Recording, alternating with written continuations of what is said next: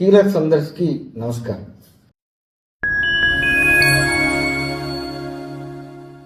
మీరు రేఖీ నేర్చుకున్నా, ప్రాణిక్ నేర్చుకున్నా, మీరు నేర్చుకుని చాలా రోజులే మానేసి ఇప్పుడు ఏమీ చేయలేకుండా ఉంటే ఈ వీడియో మీకోసమే. సో 22వ తారీఖు ఫిబ్రవరి 2026 అంటే 22/2/2026 ఆదివారం కాకినాడలో మనం హీలర్స్ రిట్రీట్ అనేది ఒక ప్రోగ్రాం కండక్ట్ చేస్తున్నాం.